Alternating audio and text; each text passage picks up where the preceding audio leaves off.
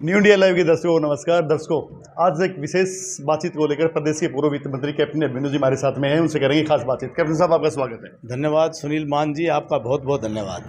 Captain साहब, पिछले काफ़ी दिनों से आप वोटर के घर घर जा रहे हो और चर्चा ये चल रही है कि भाई आजकल तो कैप्टन ने कार्ड देने की जरूरत भी को ना, मंच पर एक कांग्रेसी नेता ने घोषणा करी कि अपने आप जा बढ़े। देखिए, एक मैं वोटर के घर नहीं जा रहा, मैं अपने परिवार में जा रहा हूँ। ये मेरा कुनबा, ये परिवार, और जब से गांव खेड़े बसे हैं, हमारे पूर्वजों ने इस साझी संस्कृति को 36 बिरादरी ने मिलजुल करके इस इलाके को सींचने का काम किया है। और अपने परिवार में जाना निश्चित तौर पर हमें भी खुशी होती है और एक ऊर्जा मिलती है। और अब समय मिला है तो जा कर के अच्छा लगता है। जहाँ तक मेरे साथी हैं, उनको कुछ भी कहने का अधिकार है, मुझे किसी की बात पर टिप्पणी नहीं करनी है। नहीं, उन्होंने कहा कि भाई बगैर बुलाए जैसे सवा मणि का कार्यक्रम हो, अपना आप जा बढ़ा है जी। इसलिए वो मेरे अजीज हैं, और जहाँ खुशी और गमी हो, जब जिसको मौका मिले सबको जाना चाहिए जी। भाजपा और जो जजपा जो चुनाव लड़ेंगे अगला, अगर इकट्ठा समझौता में चुनाव लड़ती है तो यहाँ पे जेजेपी का विधायक है, तो इसी जेजेपी क्लेम करेगी या वित्त मंत्री कैप्टन अभिमन्यु क्लेम करेगा? 2024 जब चुनाव होगा, उस वक्त की क्या परिस्थितियाँ होंगी, आप होंगे, हम होंगे, नहीं होंगे, कहाँ होंगे, कौन क्या करेगा, ये अभी भविष्य के गर्भ में है। नहीं, पिछले दिनों वित्त मंत्री जी कैप्टन अभिमन्यु जी ये एक कॉन्फ्रेंस में ये कह चुके हैं कि भाई गठबंधन मजबूत है और मजबूती से चलेगा। मैं बिल्कुल आज भी कह रहा हूँ, आपके सामने कह रहा हूँ कि हमारा गठबंधन बड़ा मजबूत है। ये गठबंधन हरियाणा की वर्तमान विधानसभा के कार्यकाल में बहुमत साबित करने के लिए किया गया है। 2019 में जो चुनाव हुआ, दोनों पार्टियों ने एक दूसरे के खिलाफ चुनाव लड़ा, अपने अपने मुद्दों पर चुनाव लड़ा। उन्होंने अपने मुद्दे, अपने नारे जनता के बीच में रखे। चुनाव के बाद स्थिति ये उत्पन्न हुई कि भारतीय जनता पार्टी को सबसे बड़ी दल के तौर पर तो जनता ने 40 विधायक दिए, परंतु वह बहुमत पर्याप्त नहीं था। अब बहुमत प्राप्त करना बड़े दल के नेता के नाते मनोहर लाल जी की जिम्मेदारी थी, और श्रीमान मनोहर लाल जी ने बखूबी अपने राजनीतिक नेतृत्व का परिचय देते हुए उस बहुमत को जुटाया। हरियाणा की जनता के हित में, एक अच्छी सरकार चलाने के हित में उन्होंने बहुमत जुटाने के लिए ये गठबंधन किया। इस वर्तमान विधानसभा के कार्यकाल तक ये गठबंधन पूरा मजबूती से चलेगा, 5 साल का अपना कार्यकाल पूरा करेगा, और हमें पूरा विश्वास है आने वाले समय में अगली बार जनता जो सारी गठबंधन की राजनीति को अच्छी तरह से समझ चुकी है, और जनता स्पष्ट जनादेश भारतीय जनता पार्टी के पक्ष में देगी, हमें इसमें कोई संदेह नहीं है। जी, जनता अगर स्पष्ट देगी तो इसे साफ लगता है कि गठबंधन अलग अलग चुनाव लड़ेगा। देखिए, क्या होगा, कब होगा, वो सब अलग विषय हैं, परंतु हमने आपको बताया हमारे को जो जनता से फीडबैक मिल रहा है, जनता से जो फीलिंग मिल रही है, जो 36 बिरादरी के जो आवाज़ आ रही है, हरियाणा के कोने कोने से जो आवाज़ आ रही है कि हरियाणा में आज विपक्ष नाम की कोई चीज़ नहीं है, और दोबारा तीसरी बार भारतीय जनता पार्टी की सरकार बनेगी। पिछली बार जो कमी रह गई थी, जिसकी वजह से गठबंधन की मजबूरी बनी, अगली बार वो मजबूरी नहीं बनेगी, ऐसा हरियाणा के कोने कोने से आवाज़ आ रही है। जी, वित्त मंत्री जी 4 साल तक दूरी बनाए हुए थे और अब लगातार लोगों के बीच में जा रहे हैं। 4 साल से जो हल्के में है ना, 5 साल से बल्कि कोई काम नहीं हो पाए हैं। और जो यहाँ के विधायक हैं राम कुमार गौतम जी, वो कह रहे हैं कि भाई यहाँ पे जो डिप्टी सीएम है ना, उसको संभालना चाहिए ये हल्का, और कैप्टन अभिमन्यु को संभालना चाहिए ये हल्का। देखो, मुझे तो आपकी बात से मैं सहमत भी नहीं हूँ। मैं तो लगातार जिस दिन चुनाव का परिणाम आया अगले दिन से यहाँ पर हूँ।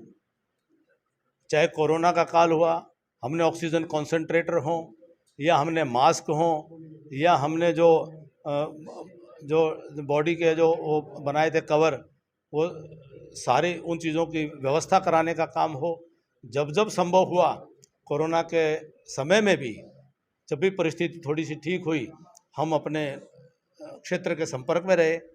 किसान आंदोलन के समय में भी लगातार मैं क्षेत्र में आता जाता रहा। तो एक तो मैं आपकी इस बात से सहमत नहीं हूँ कि हमने अपने क्षेत्र की सुध नहीं ली, लगातार आए गए। जी, 5 साल से यहाँ पे ईंट नहीं लग पाई है, तो अगर कोई पाड़ी होता है ना तो संभालता है कि भाई मेरे हल्के में ये काम होना चाहिए। कहीं ना कहीं आप आवाज़ रख सकते थे। देखिए, आपकी अपनी राय हो सकती है, और मैं मर्यादा में काम करने वाला व्यक्ति हूँ। मेरे आदरणीय विधायक जो पूरे क्षेत्र के विधायक हैं, भले किसी ने वोट दिया हो ना दिया हो, परंतु हमारे जनप्रतिनिधि हैं, उनको काम करने का अवसर मिले और उनको स्वतंत्रता मिले और उनके काम में हम सहयोग करें। मैंने आपके माध्यम से, आप मेरे साथ थोड़ी ज्यादती कर रहे हो, आपके माध्यम से मैंने शुरू में ही कहा कि वो मुझे जहाँ कहेंगे मैं उनके साथ चलूँगा, मेरे क्षेत्र के विकास के लिए जाऊँगा, हमारे क्षेत्र के लोगों के कल्याण के लिए जहाँ कहेंगे मैं उनके सहयोगी के तौर पर तो जाऊँगा। जी बीमारी का बहाना बना रहे हैं। एक तो मैं बीमार आदमी हूँ, दूसरा मेरी चलती नहीं है, मैं पावर में नहीं हूँ। देखो, आयु के कारण से बीमार हो भी सकते हैं, परमात्मा उनको स्वस्थ रखे, 100 वर्ष की आयु दे, हमें वो अपना आशीर्वाद देते रहें। तो अब काम करवा पाना नहीं करवा पाना, मैं उसमें कोई टिप्पणी नहीं करूँगा। ये जनता तय करती है कि कौन काम करवाने वाला है, कौन काम करवाने की नीयत रखता है, कौन काम करवाने की इच्छा रखता है, कौन काम करवाने का विजन रखता है और कौन इलाके का भला करना चाहता है, कौन इलाके के नौजवानों के रोजगार की भविष्य की चिंता कर रहा है, कौन 36 बिरादरी का आपस में प्यार प्रेम बना रहे और सबका कल्याण हो, गरीब का कल्याण हो, कौन उस बात की चिंता करता है।